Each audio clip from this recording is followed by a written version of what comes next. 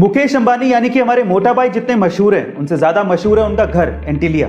एंटीलिया को अगर हम लोग इंडिया का सबसे आलीशान घर कहें तो गलत नहीं होगा, लेकिन क्या आपको पता है कि एंटीलिया दुनिया की दूसरी सबसे महंगी प्रॉपर्टी है? जी हाँ गाइस, आप ठीक सुन रहे हैं। पर फिर पहले नंबर पर कौन सी है? तो चलिए मैं आपको बताता हूं। दुनिया की सबसे महंगी प्रॉपर्टीज में पहले नंबर पर है बकिंगम पैलेस, लेकिन वो एक रॉयल प्रॉपर्टी है, एक पब्लिक प्रॉपर्टी है जिसका कोई एक ओनर नहीं है, जिसकी टोटल इवैल्यूएशन है $5 बिलियन यानी कि 35,000 करोड़ रुपए।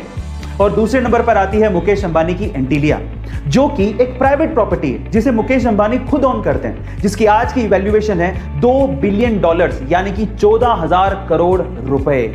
हमारे मोटा भाई ने इंडिया का दुनिया में इतना नाम किया है, उसके लिए एक हार्ट तो बनता है। गाइस, क्या आपको इसके पहले तक इफेक्ट पता था? और अगर नहीं पता था तो कमेंट सेक्शन में गौर किया होगा कि पब्लिक ट्रांसपोर्ट जैसे कि बस, ट्रेन, मेट्रो, इनमें महिलाओं के लिए, बुजुर्गों के लिए और फिजिकली चैलेंज लोगों के लिए सीट्स रिजर्व्ड होती हैं, लेकिन फिर भी इन सीट्स पर आम लोग बैठे रहते हैं। और महिलाओं के आने के बाद भी, या फिर बुजुर्गों या फिर फिजिकली चैलेंज लोगों के आने के बाद भी ये लोग अपनी सीट नहीं छोड़ते। क्या आप उसके पीछे का रीजन जानते हैं? उसके पीछे का रीजन है एजुकेशन, जो कि हमें हमारे बच्चों को स्कूल के शुरुआती दिनों में ही देनी चाहिए, जैसा कि जापान में होता है।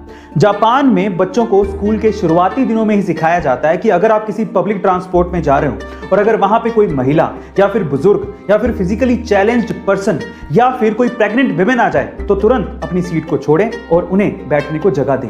गाइस, क्या आपको भी ये लगता है कि इंडिया में ऐसी एजुकेशन शुरुआती दिनों में ही बच्चों को देनी चाहिए? कमेंट सेक्शन में। बच्चे में कितनी तो समझ होती है, लेकिन यूपी के मुरादाबाद के 2 साल के छोटे से बच्चे ने अपनी सूझबूझ से अपनी मां की जान बचाई। गाइस, हुआ कुछ यूं कि यूपी के मुरादाबाद के रेलवे स्टेशन के फुटओवर ब्रिज पर उस छोटे से बच्चे की मां बेहोश अवस्था में पड़ी थी, तो वो मदद के लिए नीचे किसी को ढूंढ रहा होगा। इतने में ही पुलिस ने उस लवारिस बच्चे को देखा और वो पुलिस उस बच्चे के पास पहुंची और वो बच्चा पुलिस को इशारे से अपनी मां के पास ले गया।